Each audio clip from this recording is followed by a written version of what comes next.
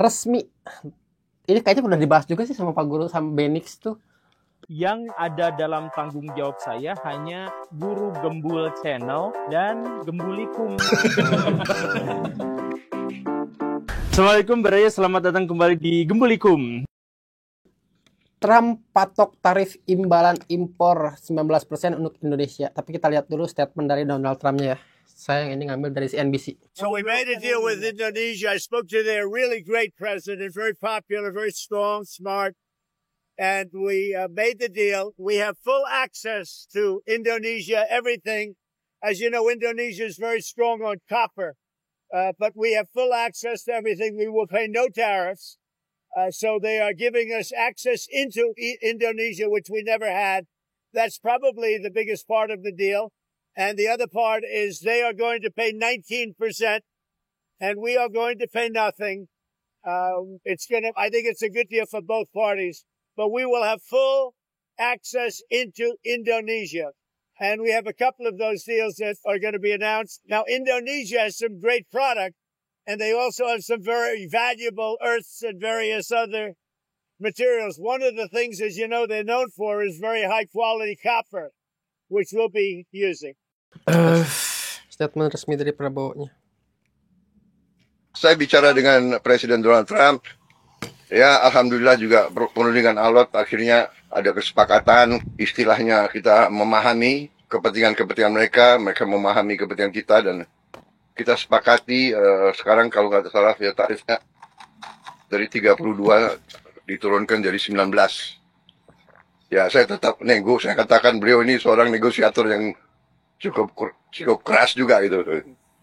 Ya, semua sudah kita hitung, semua kita tahan dengarkan dulu.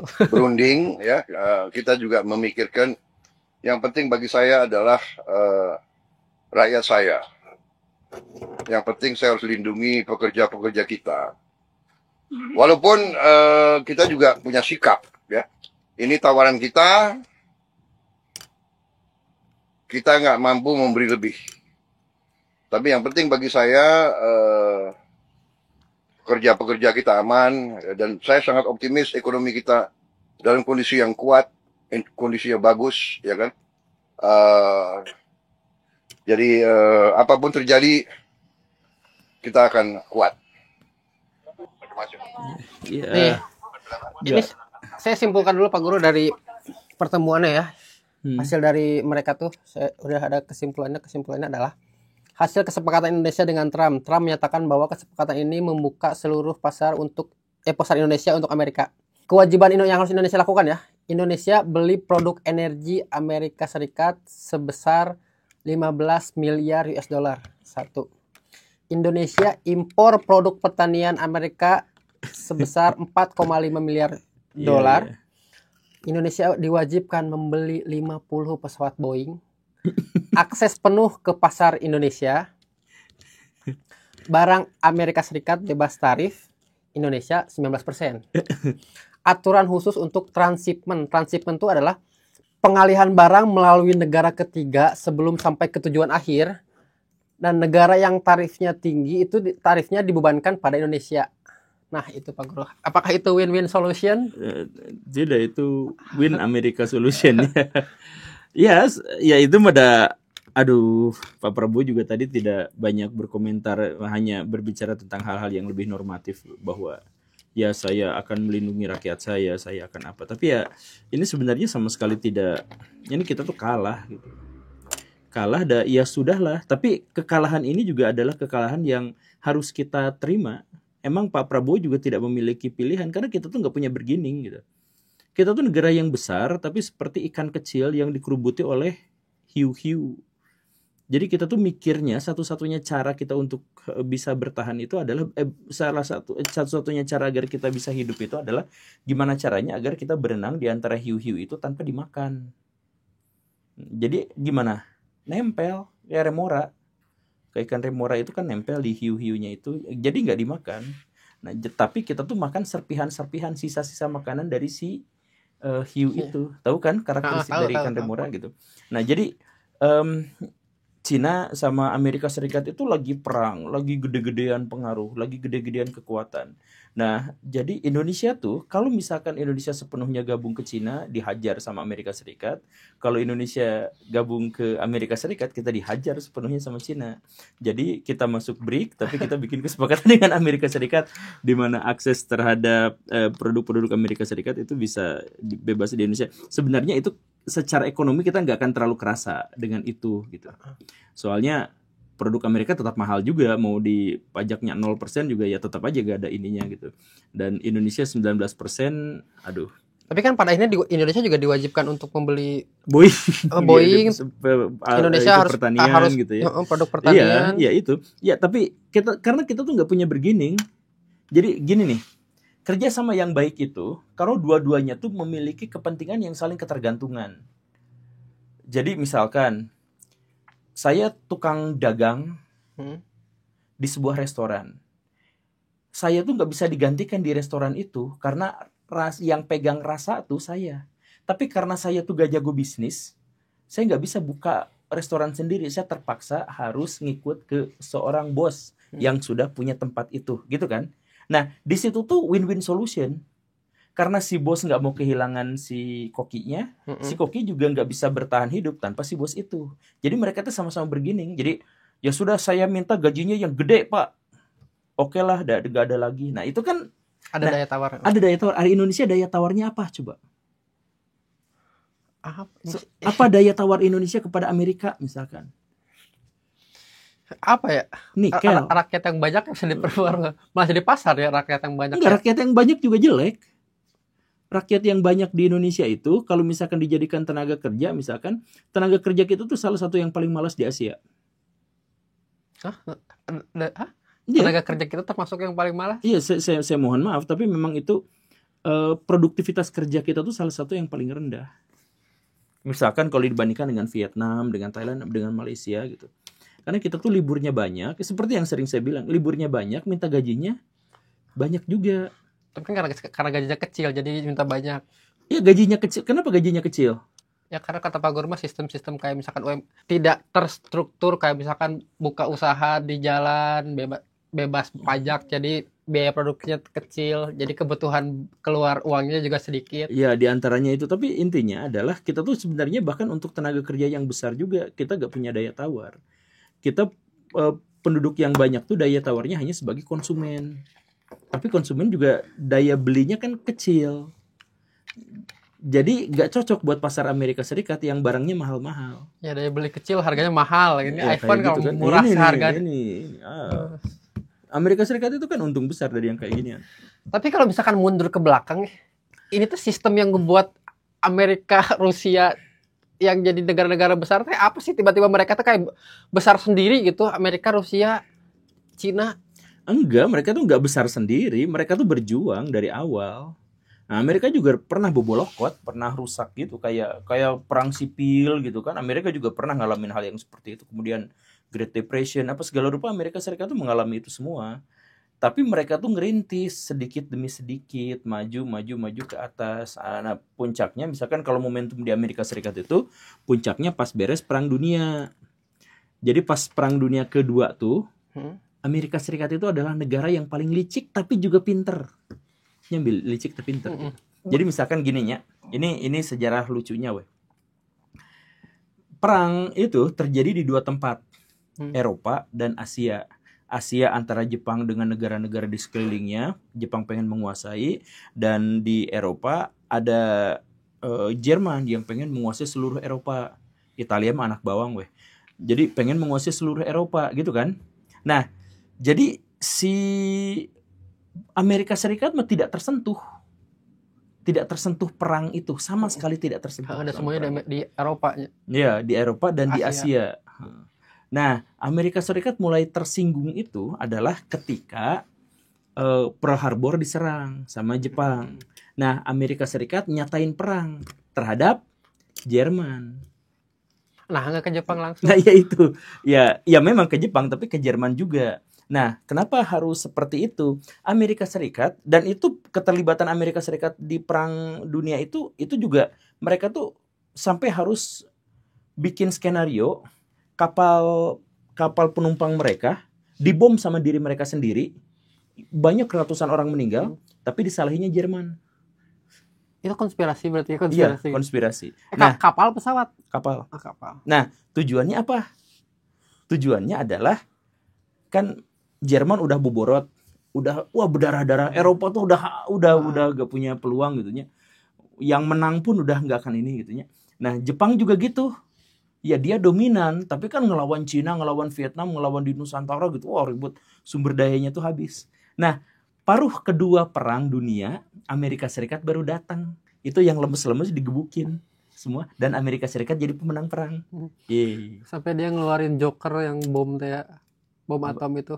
Iya. Itu kan momentum terakhir perang dunia kan, yang bom atom tuh. Iya, betul. Ya Jokernya dikeluarin, jedar tuh dua. Ya, Jokernya dikeluarin. Nah, setelah itu negara yang kalah perang sama dia sumber dayanya diambil, negara yang menang perang dipinjemin duit untuk membangun kembali. Nah, seluruh dunia akhirnya berhutang kepada Amerika Serikat. Terus Amerika Serikat boleh, tapi syaratnya emas kalian dikesayahin sebagai jaminan. Nah, karena emas itu pada waktu itu masih dipegang sebagai underlying-nya dolar, ya berarti Amerika Serikat bisa mencetak dolar sebanyak-banyaknya sebanyak emas yang mereka miliki. Jadi akhirnya seluruh dunia ketergantungan pada Amerika Serikat menjadi semakin lama semakin besar. Oh, Amerika Serikat tuh bebas mencetak dolar sebanyak emas yang mereka miliki. Iya. Nah, sedangkan mereka kan ngambilin emas dari negara-negara lain. Ya, jadi gede banget kan. Nah, sudah itu Amerika Serikat lebih pintar lagi. Ternyata uang yang dibutuhkan untuk membantu Inggris, Prancis, Australia, dan lain-lain itu ternyata sangat besar sampai cadangan emas yang ada di saya pun tidak akan mencukupinya.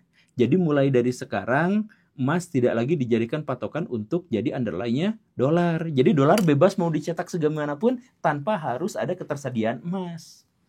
Nah, akhirnya apa? Akhirnya dolar menjadi tersebar di mana-mana dan menjadi yang paling kuat. Dan Amerika Serikat sekarang kalau misalkan pakai dolar, Amerika Serikat yang ngutang, tapi negara-negara yang lain yang nanggung utangnya. Kayak sekarang Amerika Serikat kan utangnya salah satu yang paling gede di dunia. Dia ngutangin, tapi utangnya juga banyak juga tuh dia. Utangnya banyak pisan. Siapa yang bayar? Bunga-bunga yang dipinjamin kali ya. Kan bayarnya tuh pakai dolar. Ya itu. Jadi karena si utangnya itu bayarnya pakai dolar, nah sedangkan dia dagang dolar, jadi ketika dia mau bayar utang, dia harus ngeluarin dolarnya sendiri. Ya jadi aman. Nah, karena negara-negara lain juga berkebutuhan. Jadi kalau misalkan gini, ada negara yang pakai dolar, terus dolar Amerika Serikat itu turun, kan dia panik. Waduh, dolar turun, mata uang saya turun. Dia akan berusaha menaikkan kembali. Jadi ketika dolar turun, negara-negara lain tuh ikut menaikkannya kembali gitu. Padahal yang bikin turun Amerika Serikat gitu. Ya kayak gitulah, karena Amerika Serikat itu dagang dolar, dagang minyak, itu bisnisnya itu dagang senjata. Nah, Cina mau mengubah itu semua. Nah, Cina itu gak pakai perang, tapi pakai dagang. Nah, bagaimana cara dagangnya itu? Dagangnya ala orang Asia, ala orang Cina, yaitu ciptakan kesenjangan. Jadi bisnisnya Cina itu adalah menciptakan kesenjangan. Jadi Cina bisa bikin handphone, orang Indonesia nggak bisa bikin handphone. Maka Cina akhirnya bisa bisnis dagang handphone, karena orang Indonesia nggak bisa bikin. Nah gitu. Jadi gimana cara menciptakan kesenjangan itu? Ya mereka harus pamer kemana-mana. Pamer. Ingat nggak dulu pas Cina lagi butut-bututnya? Lagi yang ini katanya ke Cina mau bawa tai, kalau misalkan kemana-mana. Ya emang betul, emang gitu. Nih, mainan kayak gini atau mainan 500 perakan, tulisan made in China. Bahkan ketika itu bajakan. Jadi gini nih, produk Swedia dibajak sama Cina. Produk Swedianya mah nggak ada tulisan made in Swedia. Cinanya ada tulisan made in China gitu. Nah itu tuh untuk apa? Untuk menciptakan kesenjangan bahwa saya tuh bisa memproduksi apapun yang kalian butuhkan dengan harga yang murah. Nah, harga murah itu juga kan akhirnya kesenjangan juga. Nah, jadi Cina tuh bisnisnya dari situ. Nah, harusnya Amerika Serikat tuh bisa melawan, bisa kuat. Cuman Amerika Serikat itu sudah jadi negara tua. Negara tua tuh maksudnya populasinya relatif tidak bertambah. Relatif gitunya. Nah, jadi mereka tuh nggak bisa berkembang gitu. Jadi mentoknya di situ stuck gitu. Karena ekonomi itu kan dijalankan dari sirkulasi uang gitu. Nah, kalau misalkan di Amerika Serikat udah mentok ya udah. Nah, sedangkan Cina tenaga kerjanya masih sekitar 800 juta orang gitu. Masih besar banget. Berarti Dan Cina termasuk termasuk negara yang bisa memberdayakan jumlah manusianya ya. iya, karena komunis, karena otoriter. Jadi bisa maksa. Kalau kita kan nggak bisa maksa. Dengan alasan apa? Kemanusiaan. Ya, kemanusiaan, demokrasi gitu apa segala rupa gitu. Nah, sebenarnya bangsa-bangsa di Asia itu relatif cocok dengan Komunisme. kediktatoran sebenarnya gitu ya. Jadi Indonesia lebih maju tuh pas zaman Pak Harto kan, industrinya gitu. Nah, setelah itu ya turun gitu ya. Demikian pun misalkan sekarang Irak, Suriah gitu. Libya juga termasuk. Libya, iya. Misalkan Libya tuh diktator. lebih baik tuh pas dipimpin oleh Qaddafi, walaupun Qaddafi itu sangat otoriter gitu, tapi aman gitu. Sama kayak itu nggak sih film yang dari diktator yang jenggotnya? Oh yang, iya. Iya gitulah kurang lebihnya. Nah, ya Indonesia kapan ada nggak peluang Indonesia untuk jadi seperti itu? Ada nggak? Pak Guru termasuk optimis nggak sih terhadap masa depan Indonesia 30 tahun ke depan? Saya nggak optimis, tapi saya punya harapan untuk itu.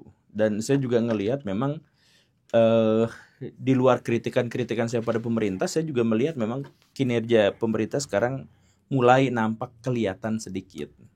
Jadi kayak hilirisasi gitu. Hilirisasi itu masih borot-borotan, tapi mulai ada perusahaan-perusahaan lokal. Kemudian ada industri katoda itu yang baru dibikin gitunya di utara Jawa. Nah, itu kan sebenarnya adalah wujud dari hilirisasi dan itu relatif tidak terlihat, tapi ada sedikit perubahan gitu. Nah, semoga aja nanti perubahannya menjadi semakin lama semakin signifikan gitu. Iya sih. Mungkin itu terakhir Pak Guru untuk hari ini.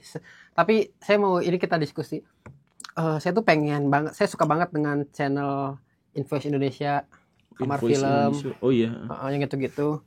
Ya saya juga suka. Bisa dibolehkan nggak sih Gumbulikum itu membuat video seperti itu, skripnya dari teman-teman Baraya semua? Oh boleh ya, jadi kita gini, berdayakan. Saya ini dulu ada podcast namanya di Noise apa yang berisik kalau nggak salah. Dia tuh ngebuka segmen skrip dari pendengar. Mungkin nggak kita bikin video skrip dari Baraya, terus kita coba tampilkan atau bacakan skripnya nanti dalam bentuk video. Mungkin kayak nggak pede bakal sebagus Kamar Film, cuman tipe kontennya mungkin akan sama seperti itu, misalkan kayak bahas Saddam Hussein dan lain-lain, tapi skripnya dari Baraya semua, nanti kita kerjasama. Oh gitu. Oh iya, saya juga pengen gitu sebenarnya tuh. Jadi Boleh. ada interaksi yang lebih. Jadi teman-teman Baik, kalau misalkan gitu. ada yang mau mencoba mengirimkan skripnya, bisa di email yang ada di deskripsi, dan misalkan emailnya skripnya nanti saya pakai, nanti kita hubungi untuk seperti apa sistem kerjasamanya. Gitu kali Pak Guru ya. Buset, ini kita meeting yang di videokan. Oke, terima kasih Pak Guru. Iya, Assalamualaikum siap. warahmatullahi wabarakatuh. Waalaikumsalam warahmatullahi wabarakatuh.